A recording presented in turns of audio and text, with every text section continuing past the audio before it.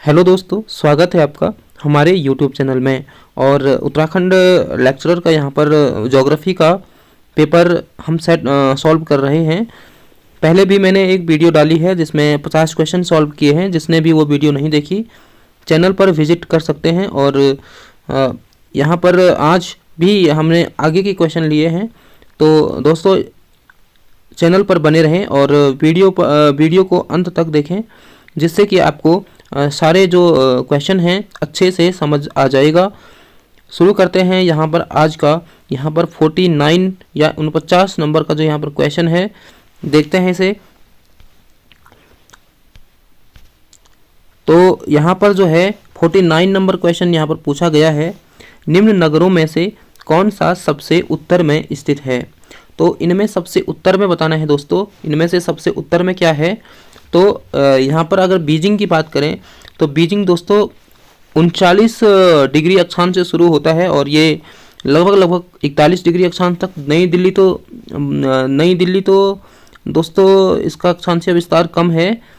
जो उत्तर में पूछा जा रहा है तो यहाँ पर इसका सही उत्तर हो जाएगा दोस्तों न्यूयॉर्क। न्यूयॉर्क और रोम बहुत नज़दीक हैं, लेकिन बहुत एक ही अक्षांश पर हैं लगभग। लेकिन जो न्यूयॉर्क है यहाँ पर, वो यहाँ पर कुछ अक्षांश आगे भी पहुँच जाता है उत्तर में। तो यहाँ पर सबसे जो उत्तर में स्थित है वो न्यूयॉर्क हो जाएगा। क्वेश्चन नंबर 50 की बात करें, आइसोहेलाइन्स रेखाएं जो है वो मिलाती है। तो आइसोहेलाइन्स जो रेखाएं होती है वो समान लवणता के स्थानों को मिलाती है। ऑप्शन नंबर बी इसका सही उत्तर हो जाएगा। आइसोहेलाइन क्या मिलाती है? समान लवणता वाले स्थानों को मिलाती है।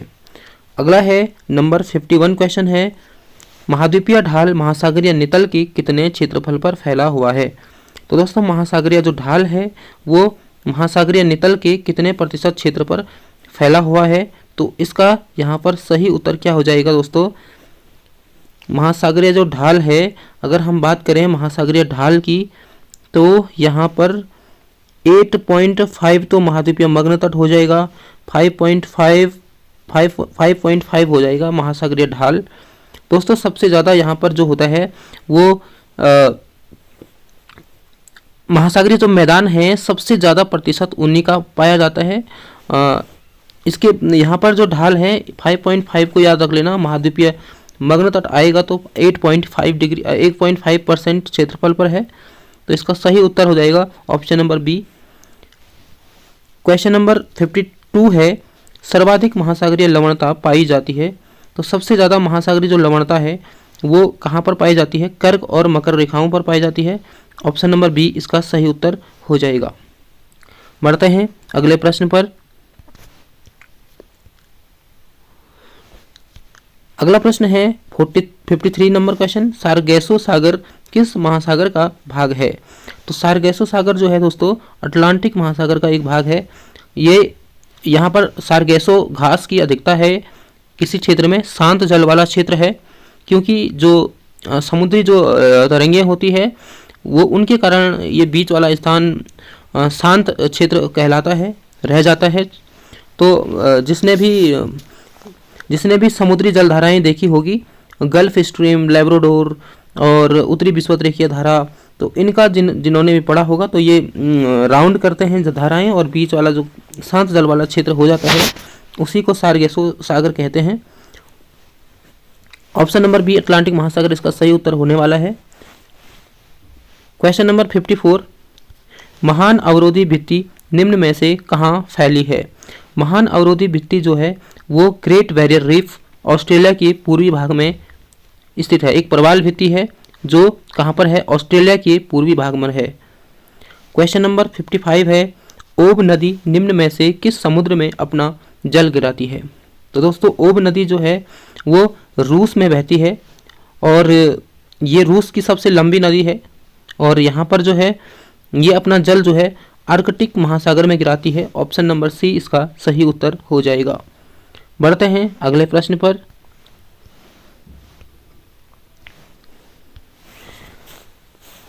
फिफ्टी 56 नंबर का क्वेश्चन है, गल्फ स्ट्रीम है एक। गल्फ स्ट्रीम दोस्तों, गल्फ स्ट्रीम क्या है? अपना आंसर यहाँ पर आप लगा सकते हैं। गल्फ स्ट्रीम क्या है? फिर मैं आपको बताऊंगा इसका सही उत्तर क्या है। पहला ऑप्शन है दक्षिण अटलांटिक की ठंडी जलधारा, दूसरा ऑप्शन है उत्तर प्रशांत की गर्म जलधारा, तीसरा ऑप्शन है उत्तर अटलांटिक की गर्म जलधारा, और डी वाला ऑप्शन है दक्षिण प्रशांत की ठंडी जलधारा। तो गल्फ स्ट्रीम तो गर्म जलधारा है दोस्तों, तो यहाँ पर जो है ए वाला ऑप्शन भी नहीं होगा इसका, ये ए वाला ऑप्शन भी कट हो जाएगा और ये ठंडी ये भी कट हो जाएगा। ये गर्म जलधारा है, लेकिन कहाँ की है, प्रशांत की नहीं है दोस्तों, प्रशांत की नहीं है, ये किसकी है, उत्तरी अटलांटिक महासागर की एक गर्म जलधारा है, और संसार की सबसे अधिक गर्म जलधारा भी इसे कहा जाता है, गल्फ स्ट्रीम जलधारा को। क्वेश्चन नंबर 57, निम्नलिखित में से कौन एक रूपांतरित चट्टान नहीं है, रूपांतरित चट्टान नहीं है बताना है आपको। तो यहाँ पर ग्रेनाइट आपको दिख रहा होगा दोस्तों, ये एक रूपांतरित चट्टान नहीं है बल्कि आग्नेय चट्टान है। ग्रेनाइट का रूपांतरण नीस में होता है, और संगमरमर एक रूपांतरित चट्टान है जो किससे बनती है, चूना पत्थर से बनती है। चूना पत्थर का रूपांतरण होता है संगमरमर में, और बलुआ पत्थर का रूपांतरण क्वार्टरजाइट में होता है दोस्तों। तो यहाँ पर रूपांतरित चट्टान जो नहीं है वो ग्रेनाइट नहीं है, ऑप्शन नंबर सी इसका सही उत्तर हो जाएगा। क्वेश्चन नंबर 58, डॉल्फिन उपहार जो मध्य अटलांटिक कटक का भाग है स्थित है, तो ये उच्च भूमि है महासागर में, महासागरीय नितल में उच्च भूमि। तो महासागरीय नितल की उच्च भूमि डॉल्फिन उपहार जो है, आपने सुना होगा डॉल्फिन उपहार और चैलेंजर उपहार को, तो इन दोनों में कंफ्यूजन नहीं करना है। डॉल्फिन उपहार जो है उत्तर में है अटलांटिक महासागर में, और चैलेंजर उपहार दक्षिण में है विषुवत रेखा से। तो यहाँ पर आप देख सकते हैं विषुवत रेखा के उत्तर में है, विषुवत रेखा के दक्षिण में है, आइसलैंड और स्कॉटलैंड के मध्य में है, ग्रीनलैंड और आइसलैंड के मध्य में है। तो बिल्कुल विषुवत रेखा के उत्तर में है डॉल्फिन उपहार, ऑप्शन नंबर ए इसका सही उत्तर हो जाएगा। बढ़ते हैं यहाँ पर अगले प्रश्न पर। क्वेश्चन नंबर 59 यहाँ पर है।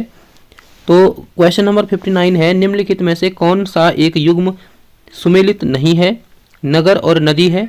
इनका कौन नगर और नदी है, जैसे कि न्यूयॉर्क है हडसन नदी के किनारे, बिल्कुल सही है ए ऑप्शन। बी में देखते हैं लंदन टेम्स, लंदन टेम्स नदी के किनारे है, बिल्कुल सही है। वियना डैन्यूब, वियना जो है डैन्यूब नदी के किनारे है, ये भी बिल्कुल सही है। लेकिन यहाँ पर आप देख सकते हैं आगरा और गंगा, आगरा के किनारे तो यमुना नदी है दोस्तों, यमुना नदी के किनारे है आगरा, तो यहाँ पर गंगा इसका ये गलत जोड़ा है, ऑप्शन नंबर इसका यही हो जाएगा डी। क्वेश्चन नंबर 60 पर चलते हैं। निम्न में से कौन सा एक कोयले का प्रकार है, हेमेटाइट, एंथ्रेसाइट, लिमोनाइट और मैग्नेटाइट। तो कोयले का प्रकार बताना है आपको। एंथ्रेसाइट कोयला जो है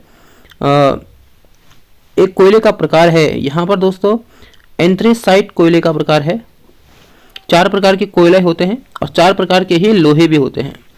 तो यहाँ पर कोयले जो 4 प्रकार के होते हैं, एंथ्रेसाइट होता है, बिटुमिनियस होता है, लिग्नाइट होता है और पीट होता है। अगर हम लो एस की बात करें तो हेमेटाइट होता है, मैग्नेटाइट होता है पहला, उसके बाद हेमेटाइट, लिमोनाइट और सिडेराइट होता है। तो बाकी ये 3 लोहे के प्रकार हैं और एक कोयले का जो प्रकार है एंथ्रेसाइट है। सबसे अच्छे किस्म का कोयला माना जाता है एंथ्रेसाइट को। लगभग 90 से 95% यहाँ पर कार्बन की मात्रा होती है इसमें। यहाँ पर क्वेश्चन नंबर 61 है दोस्तों, पीएच मान 7 से अधिक की मृदा कैसी होती है। तो पीएच स्केल होती है, मृदा लवणीय है कि क्षारीय है इसके लिए। तो 7 से अधिक जो है वो क्या होता है, 7 से अधिक जो दोस्तों वो हो जाएगा आपका क्षार। 7 से कम लवणीय अम्लीय होता है और 7 से अधिक होता है क्षार, और 7 जो होता है वो उदासीन होता है। नंबर 62 क्वेश्चन है, निम्नलिखित में से कौन एक परिवहन का सबसे सस्ता साधन माना जाता है। तो परिवहन का सबसे सस्ता साधन यहाँ पर जल परिवहन को माना जाता है। जल परिवहन को यहाँ पर परिवहन का सबसे सस्ता साधन माना जाता है। और क्यों माना जाता है, क्योंकि जो समुद्री जो जहाज होते हैं तो इनका जो जब ये जल में चलते हैं तो घर्षण कम होता है टायरों में, इनके जो नीचे तल है जहाज़ों का, तली, इनके तली का जो घर्षण है वो कम होता है, क्योंकि जल में घर्षण कम होता है और ईंधन कम लगता है दोस्तों, इसीलिए ये थोड़ा सा सस्ता परिवहन का साधन माना जाता है। और यहाँ पर क्वेश्चन नंबर 63 है, निम्न में से कौन लौह अयस्क की किस्म नहीं है? तो लौह अयस्क की किस्म यहाँ पर नहीं है, ये बताना है आपको। मैग्नेटाइट, हेमेटाइट, लिग्नाइट और साइडराइट। तो यहाँ पर देखना है कि लौह अयस्क की किस्म नहीं है, मतलब कोयले का टाइप इन्होंने यहाँ पर बीच में डाल रखा है एक, तो वो हो जाएगा आपका लिग्नाइट। तीसरे नंबर का उत्तम कोयला है लिग्नाइट, पहला एंथ्रेसाइट, दूसरा बिटुमिनियस, तीसरा लिग्नाइट और चौथा पीट। सबसे घटिया किस्म का कोयला तो पीट होता है। और यहाँ पर लिग्नाइट कोयले का प्रकार है। इसमें पूछा ये है कि लौह अयस्क की किस्म नहीं है, तो नहीं है तो ये लिग्नाइट जो है ये तो कोयले का टाइप है ना। लौह अयस्क बाकी मैग्नेटाइट, हेमेटाइट और साइडेराइट हो जाएगा। इसमें ऑप्शन नंबर सी इसका सही उत्तर हो जाएगा। क्वेश्चन नंबर 64, गांधी सागर बांध किसका हिस्सा है? तो गांधी सागर बांध जो है मध्य प्रदेश के मंदसौर जिले में स्थित है और ये जो है चंबल परियोजना का एक हिस्सा है। चंबल परियोजना option number A. Gandhi Sagar बांध कहाँ पर है? तो मध्य प्रदेश के मंदसौर जिले में है, चंबल परियोजना पर आधारित है। बढ़ते हैं अगले प्रश्न पर। प्रश्न नंबर है 65, निम्नलिखित में से कौन सा एक प्राथमिक व्यवसाय की श्रेणी में सम्मिलित नहीं किया जाता है? तो दोस्तों प्राथमिक व्यवसाय यहाँ पर नहीं है पूछा गया है। तो आखेट की बात करें, पहला ऑप्शन आखेट मतलब शिकार करना होता है, तो ये प्राथमिक व्यवसाय ही है। मत्स्य पालन, मछली पालन जो है ये भी प्राथमिक व्यवसाय है। कोई सा भी पालन दोस्तों, चाहे मत्स्य पालन हो, मुर्गी पालन हो, गाय भैंस जो भी हो, ये सारे प्राथमिक व्यवसाय के अंतर्गत आते हैं। शिकार करना आखेट भी प्राथमिक व्यवसाय के अंतर्गत ही आता है। कृषि यानी जो आपका खेती बाड़ी है, चाहे किसी की भी कृषि हो, कोई भी प्रकार की कृषि हो, सारी की सारी जो है प्राथमिक व्यवसाय में आती है। लेकिन जो परिवहन है दोस्तों, यहाँ पर ये सही उत्तर हो जाएगा इसका। परिवहन यहाँ पर किसके अंतर्गत आता है दोस्तों? परिवहन तृतीय क्रियाकलाप है, इसमें ये सेवा है और तृतीय क्रियाकलाप के अंतर्गत आता है। नंबर 66 क्वेश्चन है, मत्स्य व्यवसाय है, मत्स्य यानी मछली पालन। मैंने आपको बताया दोस्तों मत्स्य व्यवसाय एक कैसा व्यवसाय है? तो प्राथमिक व्यवसाय है। प्राथमिक व्यवसाय मत्स्य पालन, मुर्गी पालन, कोई भी जो पालन से संबंधित क्रियाएं होती है ये प्राथमिक के अंतर्गत आती है। मैं आपको बता दूं कि इसमें आपको श्रमिकों का कॉलर भी पूछा जाता है, तो आप याद रख लेना रेड ब्लू पिंक वाइट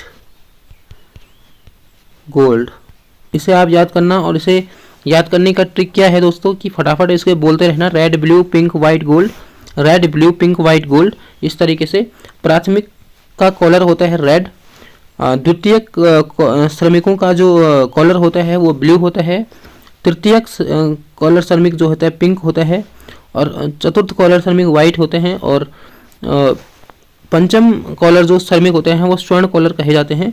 तो ये यहाँ पर है red blue pink white gold को आप लोग याद रख लेना। बढ़ते हैं अगले क्वेश्चन पर।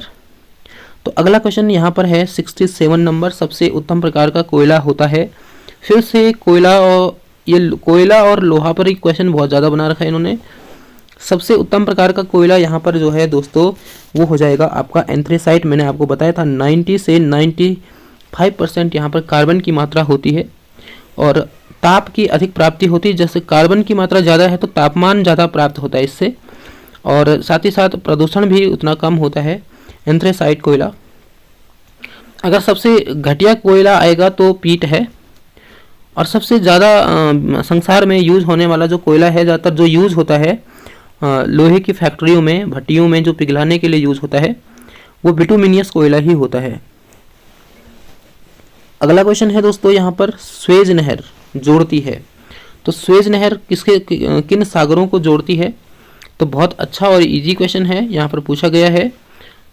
ऑप्शन नंबर आप लोग इसमें से गैस कर लीजिए कौन सा होगा।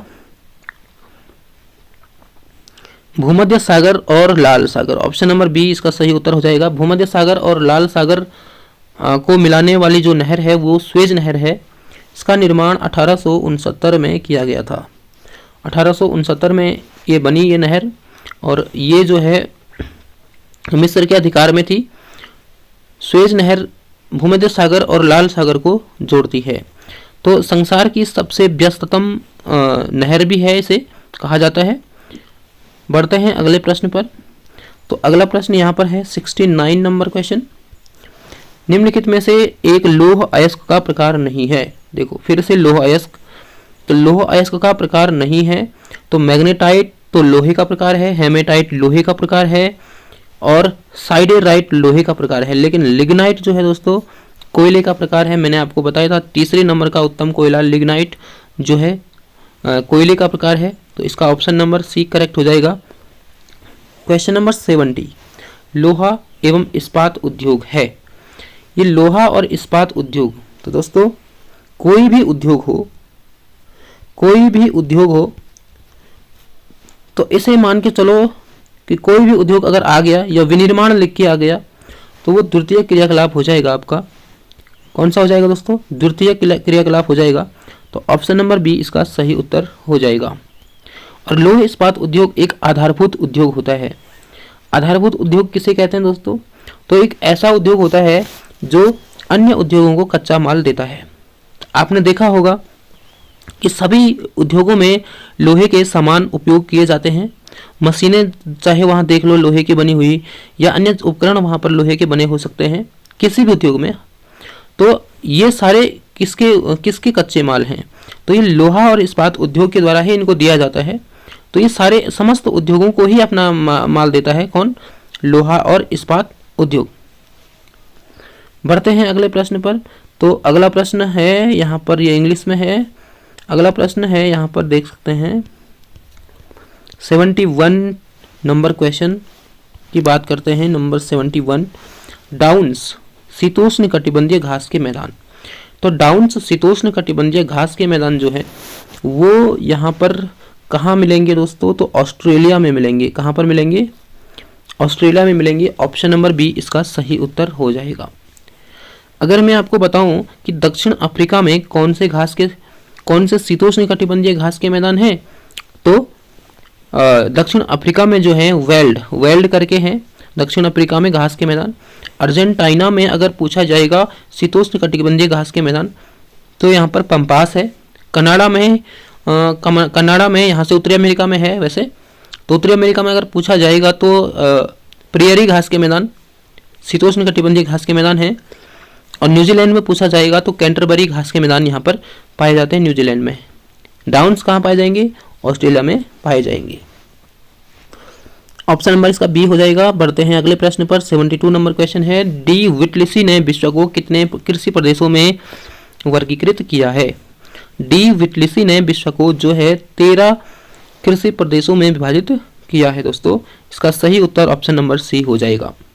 क्वेश्चन नंबर 73, सुप्रसिद्ध पुस्तक वर्ल्ड रिसोर्सेज एंड इंडस्ट्रीज लिखी गई है। तो ये जो पुस्तक है ये किसने लिखी है?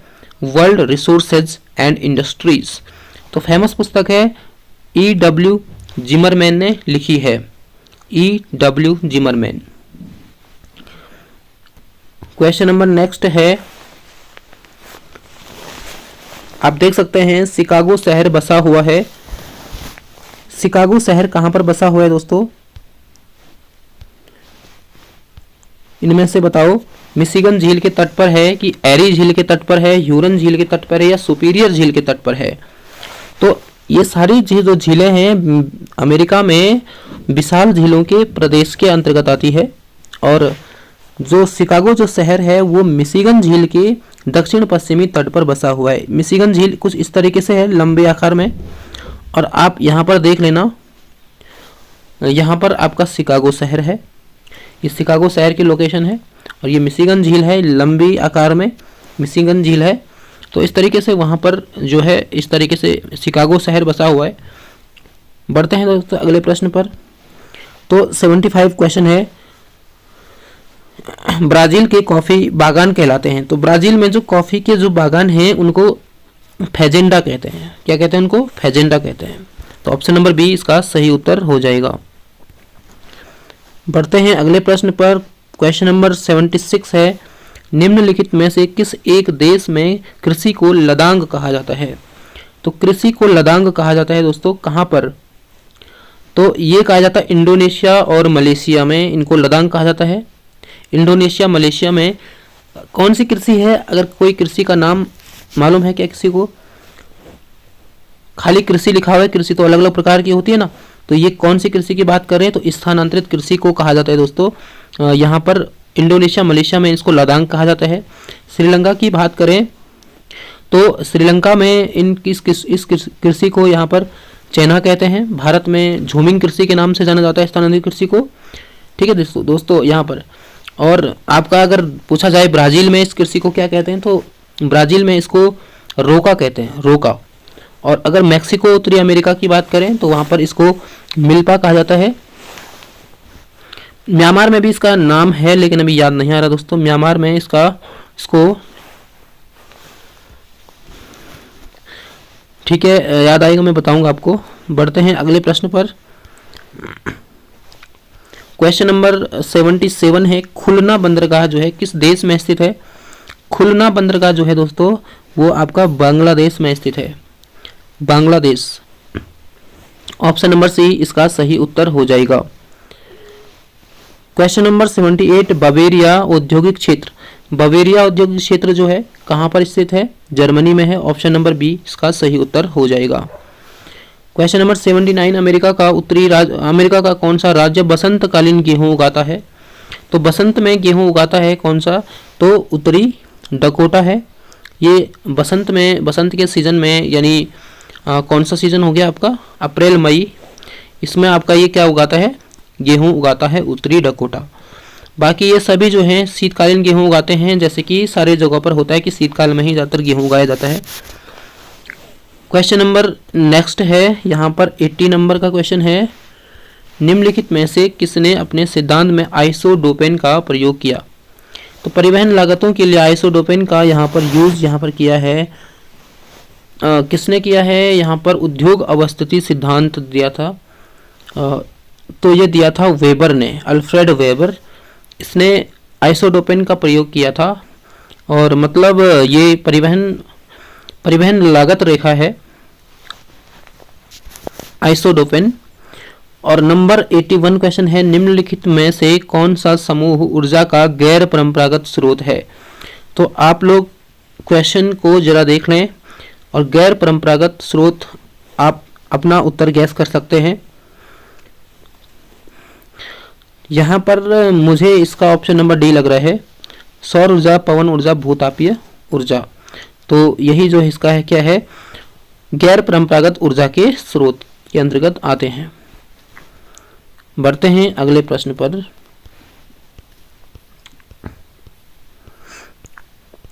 क्वेश्चन नंबर 82, विश्व का सबसे लंबा रेलवे तंत्र कौन सा है? तो सबसे लंबा जो रेल मार्ग है वो है ट्रांस साइबेरियन रेल मार्ग। ये एक अंतर महाद्वीपीय रेल मार्ग है। और अंतर महाद्वीपीय रेल मार्ग किसे कहते हैं? तो एक ऐसा रेल मार्ग होता है जो पूरे एक महाद्वीप को कवर करता है, मतलब ये महाद्वीप के एक छोर को दूसरे छोर से मिलाता है, ऐसा रेल मार्ग होता है। और यहाँ पर सबसे जो लंबा जो रेल मार्ग है संसार का वो है ट्रांस साइबेरियन रेल मार्ग। इसकी लंबाई लगभग जो है 9289 किलोमीटर के आसपास है। तो संसार का सबसे लंबा अंतर महाद्वीपीय रेल मार्ग है। और इम्पोर्टेंट क्वेश्चन है, इस क्वेश्चन को नोट डाउन कर लें। क्वेश्चन नंबर 83 है। क्वेश्चन नंबर 83 क्या है? यूनियन पैसिफिक रेल मार्ग कहाँ स्थित है? तो यूनियन पैसिफिक रेल मार्ग जो है संयुक्त राज्य अमेरिका में ये है। ऑप्शन नंबर बी इसका सही उत्तर हो जाएगा। इसके अलावा ये भी सबसे बड़े भाग को वहाँ पर कवर करता है संयुक्त राज्य अमेरिका में। फिर बढ़ते हैं अगले प्रश्न पर। क्वेश्चन नंबर 84, निम्नलिखित में से कौन सी विश्व की सबसे व्यस्त व्यापारिक नदी है? तो विश्व की सबसे व्यस्त व्यापारिक नदी जो है राइन राइन नदी है। इसे यूरोप की जीवन रेखा के नाम से भी जाना जाता है, इंपॉर्टेंट नदी है। बढ़ते हैं अगले प्रश्न पर। 85 पारिस्थितिकी शब्द का सर्वप्रथम प्रयोग किसने किया था? बहुत इजी क्वेश्चन है और सबको मालूम होगा कि पारिस्थितिकी शब्द का सबसे पहले जो प्रयोग है वो किसने किया था? अर्नेस्ट हैकल ने किया था। एक जीव विज्ञानी थे अर्नेस्ट हैकल, इन्होंने किया था। बढ़ते हैं अगले प्रश्न पर। तो यहाँ पर 86 नंबर क्वेश्चन है। निम्न में से कौन एक मापनी का प्रकार नहीं है? रेखात्मक, कथनात्मक, भिन्नात्मक या फिर व्याख्यात्मक। तो मापनी नहीं है तो व्याख्यात्मक टाइप की कोई मापनी नहीं होती है। बाकी रेखात्मक मापनी यूज करते हैं ज्योग्राफी सर्वे में, कथनात्मक करते हैं, भिन्नात्मक करते हैं। बढ़ते हैं अगला क्वेश्चन 87 नंबर क्वेश्चन। राजस्व मानचित्र की सहायता से प्रायोग क्या प्रदर्शित होता है? राजस्व मानचित्र जो है वो ज़्यादातर कौन यूज करता है इसको? जो राजस्व विभाग हैं वो ज़्यादातर यूज करते हैं इसे। तो भूमि के उपयोग के लिए करते हैं। बहुत इजी क्वेश्चन है। और बढ़ते हैं अगले प्रश्न पर। Question number 88। निम्नलिखित में से किसने प्रथम बार फोटोग्रामेट्री शब्द का प्रयोग किया? तो फोटोग्रामेट्री शब्द का सबसे पहले जो प्रयोग है वो किसने किया? अपना उत्तर गैस कर लीजिए। ठीक ठाक क्वेश्चन है और अच्छे लेवल का क्वेश्चन दिया है। यहाँ पर कौन है? ए मैडन बोयर है, ए मैडन बोयर। तो यहाँ पर इस क्वेश्चन पेपर में मुझे तो सारे क्वेश्चन ठीक ठाक ही लग रहे हैं, कोई वैसा डिफिकल्ट क्वेश्चन नहीं दे रखे इन्होंने और वैसे अच्छा पेपर आ रखा है। तो बढ़ते हैं अगले क्वेश्चन पर। 89 नंबर क्वेश्चन है। ग्लोब पर ध्रुवों के मध्य 1 डिग्री के अंतराल पर कितनी समांतर रेखाएं खींची जा सकती है? अगर हम ध्रुव को अगर सेंटर मान ले, केंद्र मान लें, तो हम यहाँ पर केवल 179 जो समांतर जो रेखाएं हैं वो खींच सकते हैं। और यदि दोनों ध्रुवों को भी अगर मिला लिया जाए, उनको भी सम्मिलित कर लिया जाए, तो फिर वो संख्या 181 हो जाएगी। तो यहाँ पर सेंटर अगर मानेंगे तो 179 रेखाएं इसमें 1 डिग्री के अंतराल पर हम खींच सकते हैं। फिर है क्वेश्चन नंबर 90 है। निम्नलिखित में से कौन एक कोपेन की जलवायु का आधार है? तो यहाँ पर कोपेन का जो जलवायु वर्गीकरण है, व्लादिमीर कोपेन, तो यहाँ पर इनका जो आधार, किस आधार पर उन्होंने अपने जलवायु प्रदेशों का निर्धारण किया था? तो तापमान और वर्षा के आधार पर किया था इन्होंने, तापमान और वर्षा के आधार पर। तो आप देख सकते हैं यहाँ पर इसमें तो तापमान अलग है, वर्षण अलग दे रखा है इन्होंने, वाष्पीकरण फिर दे रखा है बी में। डी में यहाँ पर दोनों दे रखे हैं, देखो वर्षण और वाष्पीकरण का अनुपात, यही इसका सही उत्तर हो जाएगा। अगला क्वेश्चन है 91। पृथ्वी के अंतरम केंद्रीय भाग की भौमिक अवस्था है। जो पृथ्वी का जो अंतरम है यानी जो केंद्रीय भाग है, यानी जो क्रोड है, अगर मैं आपको क्रोड का डिवीजन करके बताऊं तो ये क्रोड है, तो ये उत्तरी क्रोड है। उत्तरी क्रोड में इसको बाह्य क्रोड बोलते हैं, बाह्य क्रोड है। और ये आंतरिक क्रोड है, आंतरिक। तो आंतरिक क्रोड में, आंतरिक क्रोड जो है वो ठोस है और जो बाह्य क्रोड है वो तरल है। तो अब बताओ कि इसके अंतरम में पूछा गया है, तो अंतरम यानी आंतरिक, तो ये किस अवस्था में है? ठोस अवस्था में है। तो इसका सही उत्तर हो जाएगा यहाँ पर ठोस अवस्था। तो इसका सही उत्तर यहाँ पर ऑप्शन नंबर बी हो जाएगा, ठोस अवस्था में है।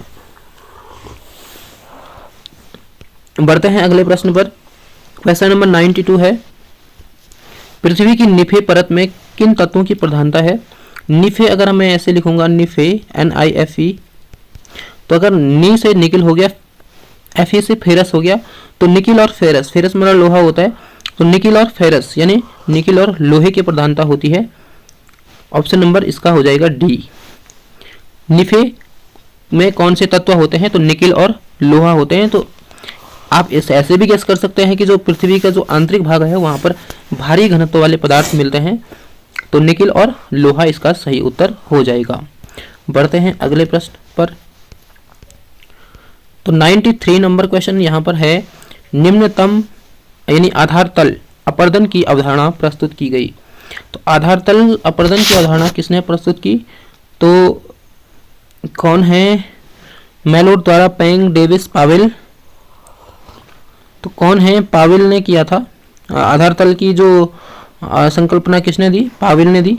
और इन्होंने जो है समुद्र का समुद्र की गहराई का जो सबसे लास्ट पॉइंट है, अंतिम पॉइंट, समुद्र तल का अध्ययन किया था।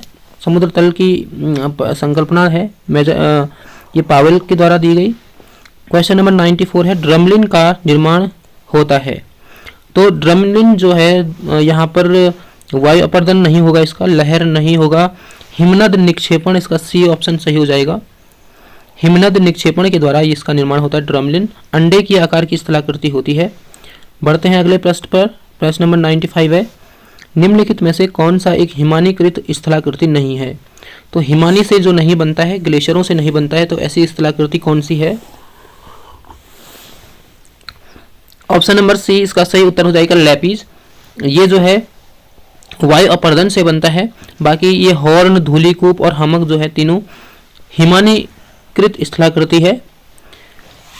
अगला प्रश्न है 96 नंबर क्वेश्चन है, महाद्वीपीय प्रवाह सिद्धांत किसने प्रस्तुत किया? यानी महाद्वीपीय विस्थापन सिद्धांत किसने प्रस्तुत किया? इसको हम कॉन्टिनेंटल ड्रिफ्ट थ्योरी कहते हैं। 1912 में ये दिया गया ये सिद्धांत। और किसने दिया? वैगनर ने दिया, अल्फ्रेड वैगनर ने। जलवायु वैज्ञानिक थे ये, लेकिन इन्होंने महाद्वीपों के विस्थापन से संबंधित सिद्धांत दिया अपना। आर्थर होम्स का जो सिद्धांत है संवहनीय धारा सिद्धांत, तो ये भी इंपॉर्टेंट सिद्धांत है। फिर बढ़ते हैं अगले प्रश्न पर। 97 नंबर क्वेश्चन है, निम्नलिखित में से कौन एक भू आकृति ज्वालामुखी द्वारा निर्मित नहीं होती है? तो ज्वालामुखी द्वारा निर्मित जो नहीं है वो इनमें से देखना है आपको। अपना उत्तर सोच लीजिए। बैथोलिथ है, क्लिफ लैपोलिथ है, क्रेटर है। तो अंतर्वेदी जो आकृतियां हैं इन्होंने दे रखा बैथोलिथ, लैपोलिथ, ये दोनों अंतर्वेदी आकृतियां हैं। बैथोलिथ और लैपोलिथ ज्वालामुखी से ही बनती है और अंतर्वेदी पृथ्वी के आंतरिक भाग में बनती है, अंदर बनती है। क्लिफ जो है ये सागरीय क्षेत्र में बनती है। कहाँ बनती है दोस्तों? सागरीय क्षेत्र में बनती है। कोई आगे सागर की को आगे निकला हुआ क्षेत्र हो जो होता है, क्लिफ कहलाता है। और क्रेटर जो है ये ज्वालामुखी से ही संबंधित है। और ज्वालामुखी अगर का छेद अगर छोटा है तो क्रेटर कहते हैं, और छेद अगर बड़ा है तो उसको कॉल्डेरा कहते हैं। तो यहाँ पर इसका सही उत्तर क्लिफ हो जाएगा, क्योंकि ये सागरीय क्षेत्र में बनी एक स्थलाकृति से संबंधित है। बैथोलिथ, लैपोलिथ और क्रेटर जो हैं ज्वालामुखी द्वारा निर्मित होते हैं। बढ़ते हैं अगला प्रश्न 98 क्वेश्चन, पृथ्वी वायुमंडल में निम्न में से कौन सी एक गैस सबसे कम मात्रा में मिलती है? तो पृथ्वी के वायुमंडल में सबसे कम मात्रा में जो गैस मिलती है वो हाइड्रोजन है। ऑप्शन नंबर ए इसका सही उत्तर हो जाएगा। क्वेश्चन नंबर 99 पर चलते हैं। तो 99 नंबर क्वेश्चन, भारत में काजरी CAZRI संस्थान निम्न में से किस एक समस्या का अध्ययन करता है? तो मरुस्थलीकरण, सूखा, भूकंप, बाढ़। तो भारत में जो काजरी है, यानी काजरी अगर इसकी हम फुल फॉर्म बोले तो central arid zone research institute होता है। Central arid zone research institute. तो दोस्तों ये किसके लिए है? ये संस्थान किसके बारे में बात करता है? तो सूखे के बारे में ज़्यादातर ये बात करता है। लेकिन सूखे के बारे में बात करता है तो मरुस्थलीकरण भी इसमें कहीं ना कहीं आता है, लेकिन इसका सही उत्तर सूखा हो जाएगा, क्योंकि ये सूखे से ही संबंधित है।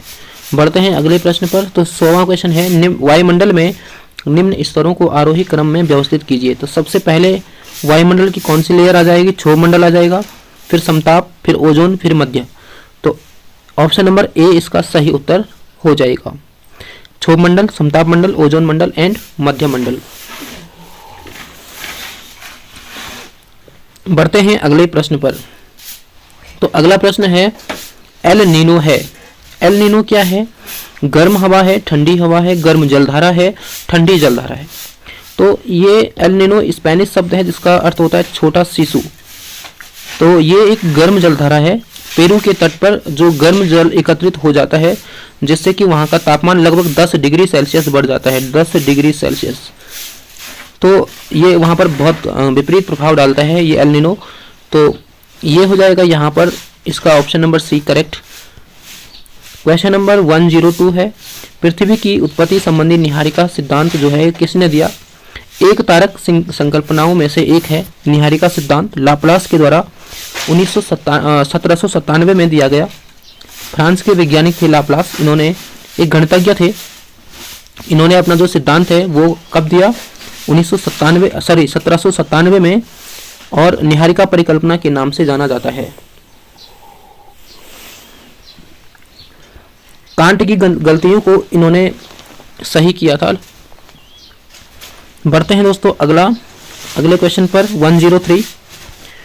पृथ्वी का पर अंतरिम महान हिमयुग अस्तित्व में था। अंतिम महान हिमयुग, तो ये कौन सा युग है जो महान हिमयुग के नाम से जाना जाता है? तो ये है प्लीस्टोसीन युग। यानी प्लीस्टोसीन काल में सारे जो महाद्वीप हैं ये क्या हो गए थे? हिमयुग यानी हिम बर्फ से ढक गए थे। लास्ट क्वेश्चन है यहाँ पर अभी तो क्वेश्चन बचे हैं दोस्तों, पर वीडियो लंबी हो रही है तो हम इसको अंतिम क्वेश्चन करेंगे आज का। कौन एक कास्ट स्थलाकृति नहीं है? तो कास्ट स्थलाकृति नहीं है इसमें पूछा गया है, तो यहाँ पर कास्ट स्थलाकृति जो नहीं हो जाएगी वो हो जाएगी आपकी गर्तिका। जल गर्तिका नदी के द्वारा बनती है और ये सारी जो है कास्ट प्रदेशों में यानी चूने के प्रदेशों में बनती है, पोनोर्स, लेपीज और अंजी घाटी। इसका सही उत्तर हो जाएगा जल गर्तिका। तो आई होप आपको ये क्वेश्चन बहुत अच्छे से समझ में आए होंगे। और आपने कितना स्कोर किया है इसमें से 50 क्वेश्चनों में से 55 क्वेश्चन जितने भी हुए, तो इनमें से आपने आपका स्कोर बताना कमेंट में।